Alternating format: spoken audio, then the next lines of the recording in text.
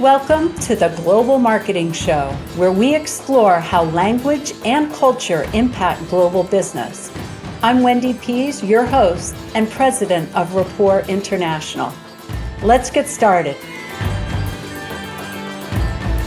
Welcome back to another episode of the Global Marketing Show. And in a moment, I'm going to introduce Trevor Williams, who's from Atlanta. I'm recording here up in Massachusetts near Boston. And so we do have a tidbit that brings out the cultural differences between the North and the South of the United States. So Rapport International provides high quality written translation, spoken interpretation in over 200 languages, and they provide us a tidbit every time. Today's is about sarcasm.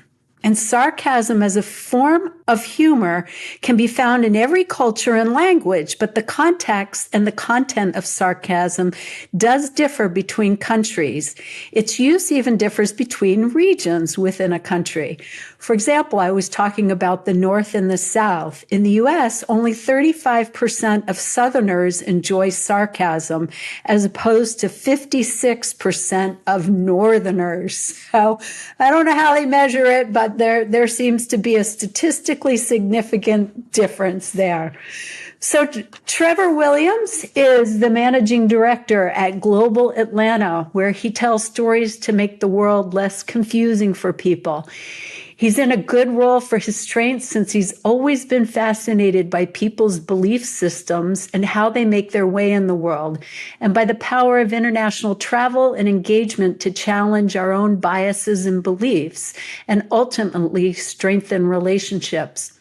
At Global Atlanta, they report on global business as a means to connect across cultures and break down barriers through the power of economic integration. So, Trevor, it sounds like you've done a lot of international travel or international business. Welcome to the show, and why don't you tell us a little bit about your background? Sure. Thank you so much for having me, Wendy. Appreciate it. And I like the point about sarcasm. I don't know. They say we're a little bit slower paced and nicer down here. I don't know if that's true or not. So we'll determine it by the end of the conversation, maybe. We'll have to throw some nice jokes or some sarcasm in, right. whichever way it goes. Yeah. And I will say I'm probably in the less sarcastic category. So maybe we're exemplifying those statistics today. I'm not sure. But so Global to be honest, I'm not much of it. Sarcasm can sometimes be mean. So you're I tend in the 43%. In the North there. Global Atlanta, as you mentioned, is a news publication focused on international business mainly, but really how Atlanta as a city. And I appreciate that you said Atlanta, not Atlanta, because some people put the T in there and we don't say the T. So you obviously did your homework there. But well, my brother lives in Atlanta, so I've been down there enough, but I didn't even realize I was doing it. Yeah. Well, particularly when you're talking to folks from overseas, right? They want to be proper, and especially speakers of, new speakers of English or those for whom it's the second language, they often put the Atlanta, especially Latin Americans, right? Because in Spanish, you're going to say the T for sure. Right. But so we look at Atlanta as a city and how it's grown as an international hub, not only for business, but also for culture, education, diplomacy. And we really look at this intersection between the city and the world. And it makes us a little bit unique as a publication. It started off more than almost 35 years ago, and I'm happy to talk more about the origins of the publication. But personally, I've been here for 18 years. I studied journalism at the University of Georgia, and Chinese as a minor, and also religion. So that's where this sort of fascination with the way people think and believe came from. Or maybe it was there before and I just made it into a degree. Got you interested in international relations and business? I always say that I'm kind of the target audience for our publication in that I did not grow up with a very international background. And so, there's a sense in which if you are doing what we do and kind of helping knit together the international community, it would be very easy for us to only deal with people who are either from other countries or have traveled extensively, but really we see ourselves as trying to help bring along those that have less exposure potentially. And in that way, I'm the target audience because, like I always say, my mom still does not have a passport. We never traveled anywhere, growing up except to maybe Tennessee a couple times and California to see my aunt. But no international travel. So I was coming at it completely new in college. I had an opportunity as a budding writer to go to Jordan on a trip that was really facilitated by a mentor that I'd had. And so that really opened my eyes to the world. 2 months later, went to China with another mentor who was living there. So those two experiences, and happy to talk more about it, but I don't want to take up all your time. Those two experiences really opened my eyes. And I think you could either retreat or you could dive in. And I kind of did the latter. So when you're talking about the people that you help without experience, I mean, that's fascinating because most people I talk to or interview had some early exposure to international language, either family or travel or something like that. So that's so fascinating that you did jump at the opportunity and then make a life out of it. So why should people export or get involved with global business? Yeah. Well, I think one way to think about that is why is the U.S. not more trade oriented? And I think there are good reasons and excuses maybe for that. One is that the U.S. is obviously the largest consumer market in the world. So if you're someone doing business in Georgia, right, it's pretty easy to make a living without exporting your product. You can sell to Alabama and South Carolina and Tennessee and all these other places. You don't really feel like you have to cross borders and take on all that complexity. And maybe you haven't had that exposure, and therefore you see it as potentially more complicated than it actually is.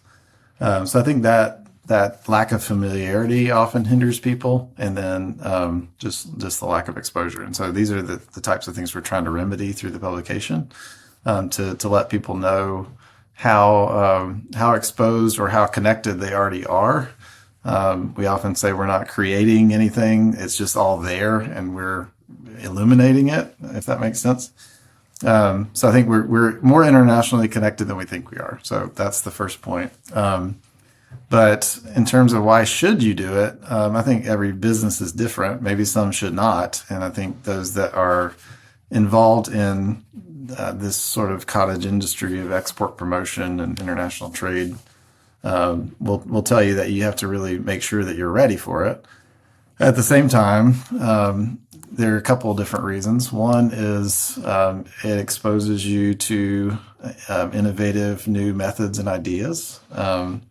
I've heard countless stories and reported on countless stories where companies have entered a new market and have found a different way to do something, and they brought that back to their country of origin or their local operation. I think this. Could you give us a good example of that? Yeah, that's I don't have a specific example top of mind, but a lot of companies will say that like they take innovations from their various markets and kind of move them around and localize them in different places. So, I mean, an easy one would be like all the fast food restaurants, right? Like we have a huge franchising sector here in Georgia, obviously the home of Chick-fil-A, Church's / Texas Chicken, some other brands.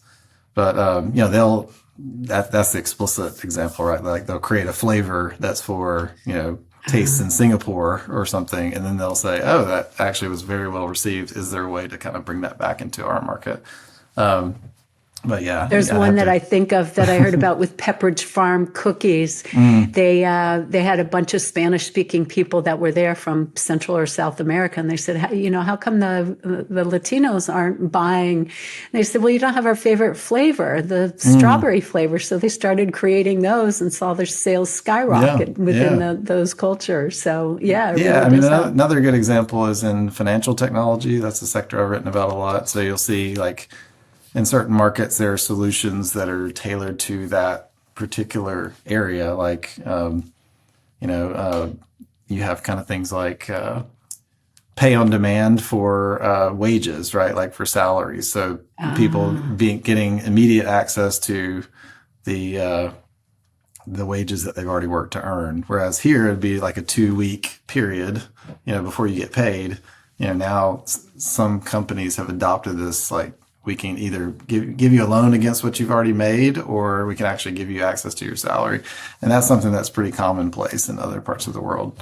Like, you may get paid, either you get paid monthly or you get paid like almost daily, right? So those kinds of cross-pollination opportunities, I think, happen a lot in the financial world. There's a African company I just ran across that's doing buy now, pay later, right? You've seen Affirm and Klarna and all these platforms that have sprung up to feed our consumer habit. Well, it's basically like layaway, like we used to do back in the old days. But they're doing remit now, pay later, which is, sending international remittances back to your home country. So say you're a Nigerian living in the US and you want to, send money back home, you can actually send money before you have the money. And then you're basically borrowing against what you're going to earn and sending that now versus waiting until you get paid.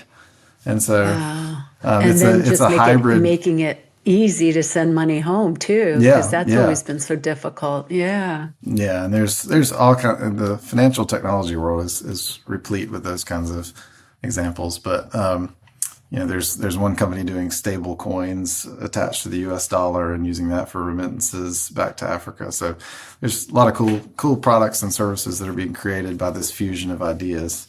So that's another reason for exporting. I think the other one I would say just quickly is diversification, right? I mean, a lot of companies saw, particularly in the financial crisis of the late 2000s or aughts or whatever, however you call it, that if they had exposure to other markets, then they were somewhat shielded or more shielded from the downturn in the U.S. And that's been true in other countries that have, if you're selling to 50 countries, right, and one goes down, you've still got 49 markets left. I don't know if it's correlation or causation, but people say, exporting companies tend to pay better and be more resilient during downturns and hire more people.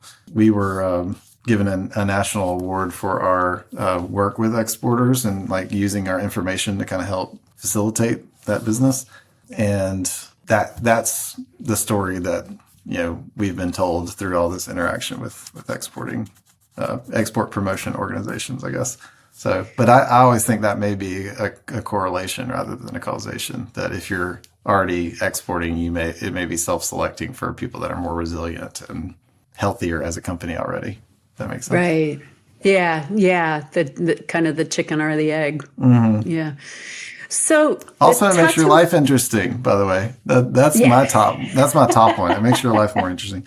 Now, in business, it's not always good to have an interesting life, but personally, I've seen a lot of relationships created through international business, and you get to go to these trade shows and you interact with your clients personally, people that you've been doing business with from afar, and it makes for a rich and interesting life, I think, for people. Talking about interesting, as we're recording this, there's a lot going on in the global markets with tariffs and logistics issues and all that. Talk to me about what you see going on in global trade and where you think we're going to be in a year from now. Yeah, I'd be getting paid a lot more if I knew the answer to that. But I think the general buzzword is uncertainty, right? I mean, everybody is facing the same problem, that you don't know what your cost structures are going to be. You're seeing investments being either accelerated or delayed, I think, depending on what stage people are in. So what I keep hearing is that the companies that are already in the final or close to final stages of an investment, especially in the South or in the U.S., they tend to be speeding up because the quicker they can localize their production, the quicker they can decrease their exposure to tariffs, if that makes sense. And the story in the South, as you may or may not know, is that we're a huge manufacturing region now, particularly in the automotive sector and aerospace and some other key industries. Because of that, like, this region has been very exposed to particularly some of the tariffs on steel and aluminum and the cars and car parts. So there's been a lot of activity to try to figure out whether to speed up or slow down. So I think if you've already selected your site, you've already allocated your capital, like you're going to go ahead and speed up that investment so that you can be in the U.S. and eliminate some of that uncertainty.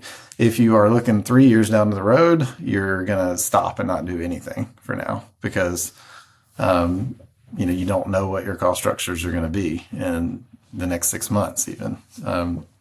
So I was just in Japan. Our governor was in Japan. There was a big Japanese conference, and the Trump was in Japan at the same time, and so it was very fascinating to hear how there was a new Japanese prime minister, and Japan is heavily invested in the Southeast U.S. I think it's close to 1,500 companies employing hundreds of thousands of people.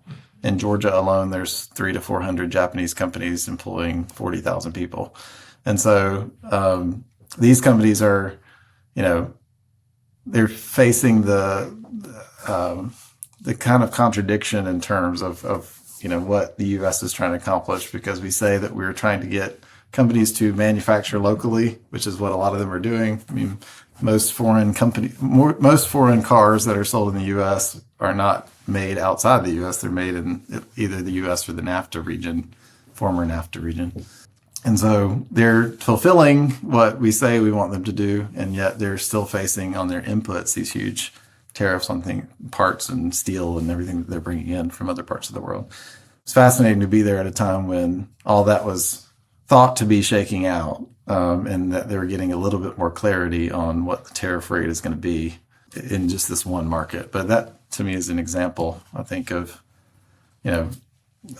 just how uncertain it is. If we're talking about this major ally that's already invested tens of billions of dollars in the country, or hundreds, and we're still making it challenging for them, then it stands to reason that it's going to be even that much more challenging for other countries that are not allied with us. So I think a lot of people are just taking a wait and see approach and seeing how things shake out. But that said, people are not just wringing their hands. I mean, that's one thing I love about reporting on business. We do a lot on international affairs, and in that realm, there's more theory and there's more questioning and hand-wringing and discussion, whereas business people are very pragmatic. They're like, well, these are the rules for today. Let's figure out what we're going to do. And they're not sitting around. They're making strategies and trying to mitigate impacts as much as possible. But it's been really challenging for people. Yeah. So do you have any stories of business owners or companies that are doing that, how they're moving forward? Have you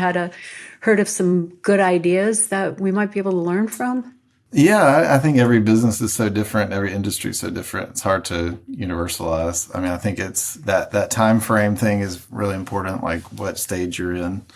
I do think that a lot of companies are learning how to be politically savvy now, and that business, national security, politics, these things are all intertwined in ways that maybe they weren't in previous years. So you'll see announcements of things that maybe were already in the works, but they're timed, in a different way to be announced, say while the president is in Japan, or while the governor is traveling somewhere.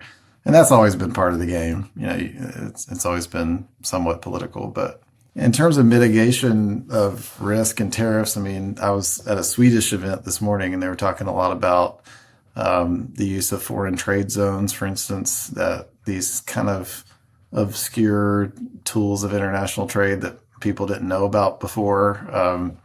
Now they're becoming more commonplace and mainstream. So foreign trade zones, if you don't know, are a place where you can bring in your goods, your raw materials and parts and whatnot, do assembly, and not face a tariff until you sell and re-export out of there. So if you're bringing in your inputs, say your steel parts that are going to go into the car, you don't have to pay that tariff until that value add is done and the parts are sent out. So there are companies that are using third-party logistics providers to do that, but now more and more companies are bringing that in-house and actually having their facility designated as a foreign trade zone to potentially mitigate the costs, or defer the costs until they're actually making the sale. And then a lot of companies have stocked up. So this is why I think you have seen like less impact of tariffs on inflation, things like that so far, is because you've had a lot of companies that have imported more stock to get ahead of the tariffs. And that's enabled them to when they're stocking more inventory, they can, sell out more before they have to import more, if that makes sense. I had wondered why, with the tariffs that I'd been hearing about and the business owners that I see trying to price, that's what it is. Well, some are eating the costs and not passing it on, Yeah. right, to their customers. And then, Trump famously told Walmart to eat the costs, right? And some are doing that, particularly if they see if they see it as temporary, then they don't want to raise the price, and kind of ruin that relationship with the customer unless they absolutely have to. And some of them are just providing that as like a surcharge where they say, hey, this is a 20% tariff surcharge or whatever. Like that we'll remove this as soon as the tariffs go back to normal, but we're passing this on for now. So instead of like explicitly increasing the price, they'll keep the price the same and then just put a 20%, whatever the tariff rate is on top of that. And then there are lots of elaborate ways to reclassify your goods legally, of course, and that could be, you could have to do a certain like amount of transformation in a different market before it comes to the U.S., but you can potentially do that, and like the difference between it being a medical device and a medical component, I don't know, technically, like those kind of little distinctions, if you know the harmonized codes and tariffs and all that, like you can actually finagle that stuff to really reduce your exposure as well. So, and the problem there is that I'm hearing from a lot of companies is that we don't have the critical mass of people that are really well versed in trade compliance for companies to be able to recruit, so a lot of that's been falling on either attorneys or the third-party logistics providers and freight forwarders and things like that. So those kind of groups are doing great business because they actually know how to manage these things, and they've become in very high demand. Yeah, we've had a couple of people that do trade compliance on the podcast, so I don't know whether to send people to those episodes or those people are already swamped, but that's another resource to go look at some of our earlier. And it's so detailed. I mean, it is so detailed and in depth that you've got to be able to figure out and then make sure you're following the law. Yeah, the good thing is that, especially when you talk about exporting, importing is maybe a little different, but there's so many resources out there for people. And the U.S. Commerce Department has a ton. I'm on what's called the District Export Council here in Georgia. So I'm on that group that's Commerce Department sort of sanctioned, group to help advise people on exports. There's grants that are available to help people go to trade shows and build markets around the world. We have a unique program called the Metro Export Challenge here that the Chamber of Commerce does and provides $5,000 grants for people to go out into the world and prospect for business. U.S. Commercial Service has all these resources around the world. So, it can be de-risked quite a bit if you really want to. And it's just about getting above the fray and looking around and not trying to do it on your own. That's the key point. Right. There is. So I sit on the District Export Council here in Massachusetts. So I didn't realize you were on the Atlanta cool. one. Yeah. And then the grants you were talking about oftentimes can be used for translation too. For sure. To take me into culture and language, what do you see in that area? I know you're passionate about belief systems and cultures and language. So what do you see? Tell me about your passion, your insights. Well, I studied Chinese, and I think you're quickly confronted with your own ignorance when you put yourself in a position to learn a new language, and that can be a scary feeling, or it can be empowering in some ways because the more you realize your own ignorance, the more you can kind of be impressed with how far you've come, I guess. and I'm still not great at Chinese, but I can kind of survive when I travel somewhere. So it gives you this sense of achievement and accomplishment. But yeah, I mean, I think it's the ultimate gesture of humility to try to put yourself on the same playing field with those that you're visiting and trying to learn about. And I've seen it open so many doors, whether it's just a smile and a ni hao, or it's something more deep than that. It really changes the tenor of the interaction with the person.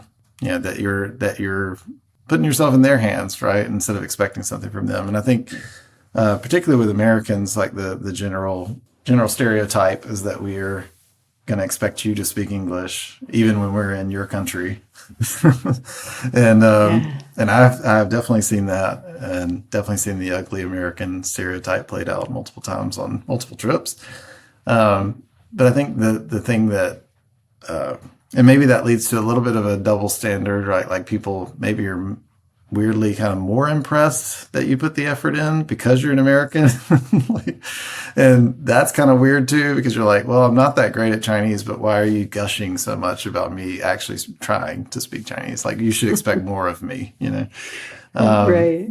And maybe that's different if you're in Asia or if you're in a place like Europe. But yeah, I think it really does change the interaction with the person you're trying to deal with. And you learn a lot about, you learn about how people learn to speak English in a different way. If you know a little bit of their language, you know why they say things in English a certain way. So it helps you with empathy and understanding on that front. And then, it helps you realize that you're not the center of the world. 96% of people in the world live outside the U.S. And I think because of our economic centrality, we have this idea that we are, the center of the universe. And when you put yourself in that framework of learning from another culture through language, then you quickly are disabused of the notion that you are that important. So, and the places I've spent the most time, particularly China, like these are, China and India is more recently. I've been going there more. And it's those two countries are 40% of the world, right? So, or close to it, at least 30. And so, and they're continents in themselves and very diverse and very different depending on where you are. And things can be true and untrue at the same time. And the experts, are often somewhat ignorant, or maybe if not ignorant, arrogant, to think that they understand these places. And so I always tell people, if you think you are an expert in China, like if you say you're an expert on China, like if you say that about yourself, there's a very good chance you don't know very much. Because I think people that have been to these places and understand them more, understand that the more you learn, the more you realize how little you know, if that makes sense. And that I think is where language is important, because it really quickly reveals how little you know. And that doesn't have to be scary, I don't think. I think that can be an opportunity.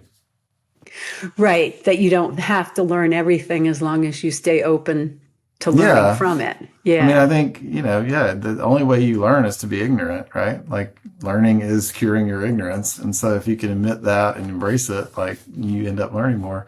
And the best words, the words that you remember the best in another language are the ones where you've made the most embarrassing mistake, if that makes sense. Those are the ones you commit like more deeply to memory. I remember. Share. Do you have some of those? Well, telling someone that I met my wife in traffic instead of church, that was one. And then, doing the blessing before a meal and praying. My friend who was a missionary in China, prayed to the pig Jesus instead of the Lord Jesus because of the tonal change in the word. Zhu. Zhu is pig, but Zhu is Lord or master.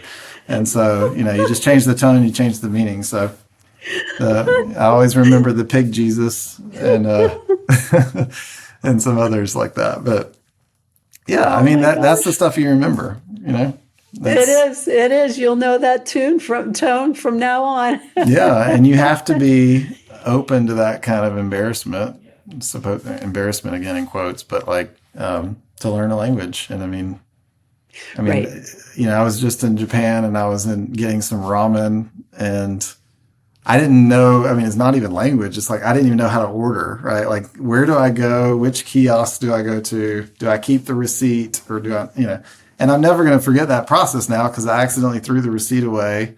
And then the guy's like wanting me to hand it to him. And I had to dig it out of the trash and hand it to the guy, which, in Japan is just like a big faux pas, right? And so I was on a tour bus on a previous trip to Japan and the tour guide was describing why you should take your shoes off, and before you go into a Japanese home or a temple or whatnot. And he said something which it's always stuck with me that I think Japanese people probably do way more than they let on. But he said, outside we will be smiling, inside we will be screaming. And like if you leave your shoes on.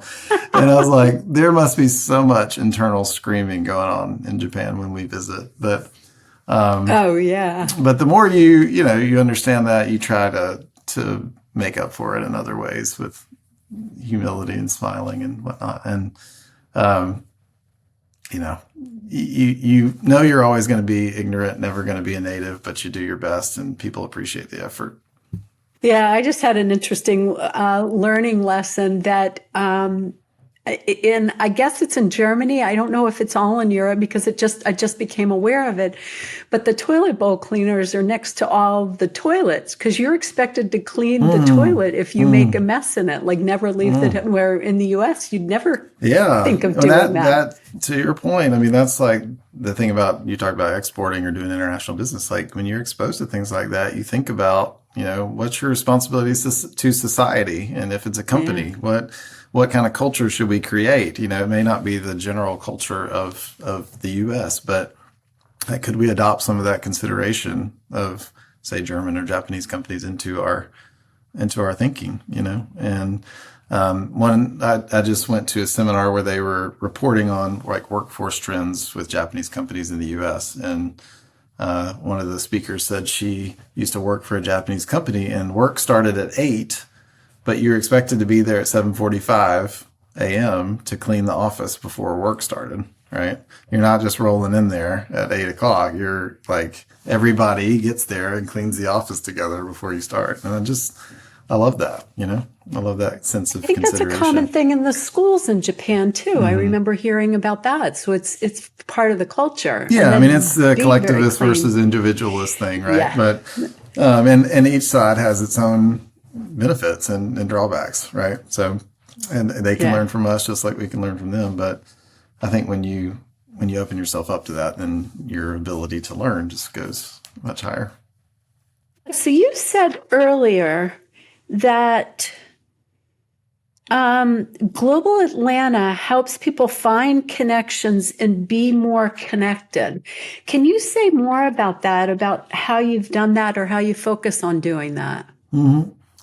Yeah, so news is really, at its core, if you look at what newspapers do or, what role they play in the community, they really are kind of a glue that connects the community and through information. And so that's kind of how we see ourselves in the international business landscape here. We kind of help reveal what's going on so that people can connect and transact and ultimately not just be transactional, but be connected and be mutually reinforcing and in their networks. And so it kind of goes back to our founder who started the publication in the early 1990s. He had been a journalist internationally, writing for a credit card publication in France. But before that, he had been a local journalist here in Georgia, starting on the police beat and kind of moving up from there.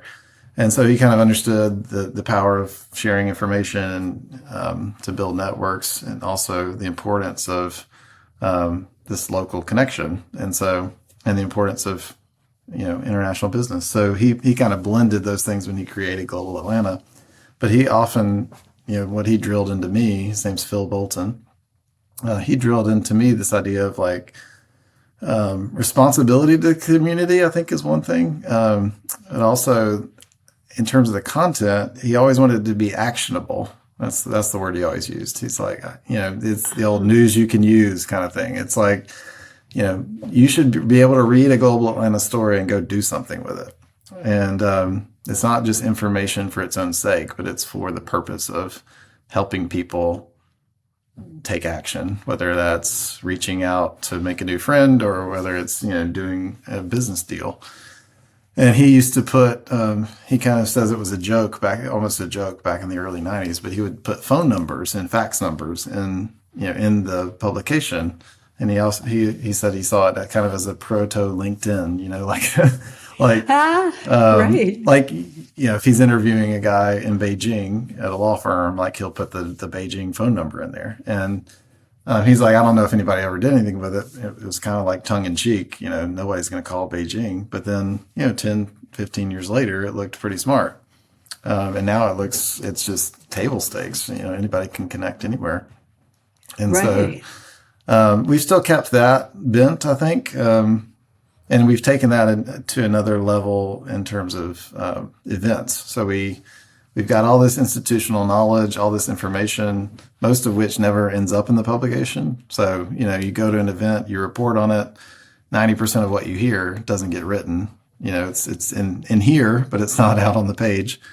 Right. And so we found that we had this benefit of a panoramic view, and we should bring more of that to bear for not only our readers but our sponsors and advertisers and as well. So we started doing events and kind of ramped up our role as a convener in the community, not just an observer. And so it kind of takes that actionable bent that we've always had and brings it into the real world and helps people physically connect and do business. Oh, that's fantastic. Yeah, I'll have to check out your website. Where could people go if they wanted to see the events that you're hosting? Yeah, so a unique thing about us is we are both hosting our own events, but then we're also, again, this is something we've done for a very long time before we even started doing our own things. We aggregate a calendar for the city. So we have probably the most comprehensive international business calendar that you can find in Atlanta is on our site at globalatlanta.com/events. So you'll see a list of, all the binational chambers of commerce, whether it's like the French American Chamber, German American Chamber, Brazilian American Chamber, all these groups, we put them all in the same place. They all have their own independent websites and events and their own independent memberships. But we pride ourselves in putting all that together where, if you're a new arrival to Atlanta or if you're somebody who's been here forever and you want a more global view on what's going on in our world, then you can come to our site and kind of get that panorama. So we have that, and then our events are integrated into that. So we're doing, for instance, an event right now on Thursday with the Brazilian Consul General here in Atlanta. We're doing we call it consular conversations. So we do a monthly series with different diplomats. We talk to them about their role and what they're doing in Atlanta and what's happening in their country at the moment, how people can connect and do business. And that's Brazil's our featured country for this month. But that event will show up in a stream of hundreds of other events that are happening in the city. Oh, okay.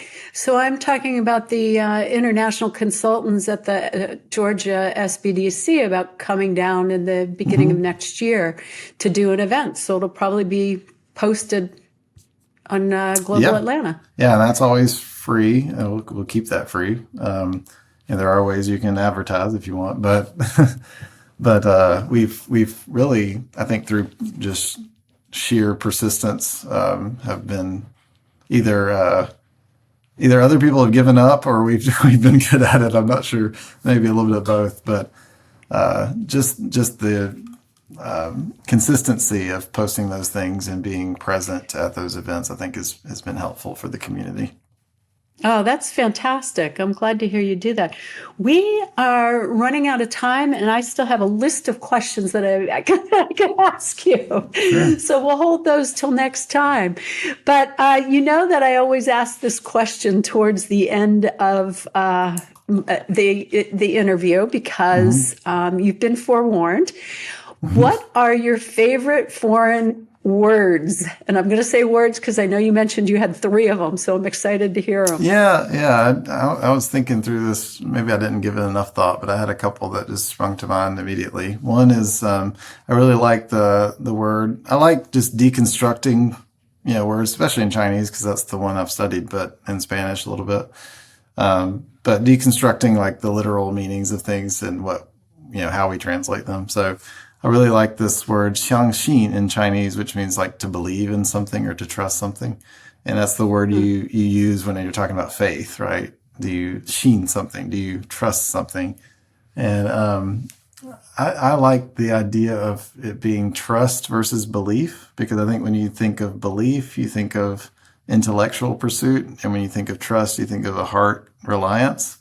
And I like that the sense that word brings out a different type of meaning for belief, even in English, if you literally translate it. And then this next one goes back to my religion degree there. And I'm sorry, I'm butchering the Arabic, but it's dhikr. It's dhikr. And it's a practice in like Sufism and Islam, Sufi Islam. That's remembrance. It's kind of a prayer or meditation, and there's often it's often accompanied by like an actual kind of physical motion.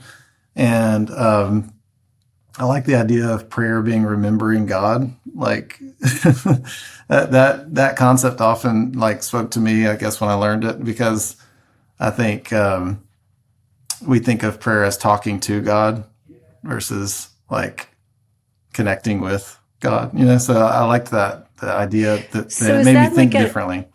Yeah. Is it like a noun or a verb? It's a noun. I think, but you would be like doing this practice, Okay. And so it's like a noun, but you'd be so I'm going to dhikr. So it's kind of like I'm going to pray. Dhikr. Yeah. I don't even know if you would call it prayer, but I think I'm just translating in a loose sense. Yeah. It's a practice of remembrance, I guess you would say, or meditation kind of. I liked that just because of the way it made me think differently about that practice. And then the one I've heard recently, which I thought was very just kind of fun. I was in Taiwan with a group of reporters from around the world, and there was one from the Marshall Islands, and he was saying that their greeting, Yokwe, in their Marshallese language, Yokwe, means you are a rainbow. And I just thought that was so sweet. Everybody was like melting about this Marshallese greeting. So, and just the idea, I don't know what the significance is of the rainbow in Marshallese or, Pacific Island culture, but it sounds very nice. And I think it's acknowledging the humanity of the other person that you're speaking with and their importance. So at least that's what I took from it. So I like that. Yeah, that's beautiful, Yokwe. And then the Chinese word was shangxi. Is that how you say it? Xiangxin, yeah. Shangxin. Xiangxin, yeah. Xin is to trust something, Xin. Xiang means like mutual, and I think that's maybe the literal translation of it. But yeah, and I like that idea too of like there being a complementary trust, and when you're believing in something. So if you deconstruct these words, the fun one in Chinese that I always remember is computer, which is diannao, which is electric brain. So like there's a dian in front of a lot of things that are electrical. But that one was always a fun one to me to remember. Oh, here's my electric. I'm going to work with my electric brain today. Which we can't live without. And the literal stuff can be dangerous, as you know, but sometimes it does help you remember what the meaning of the word is.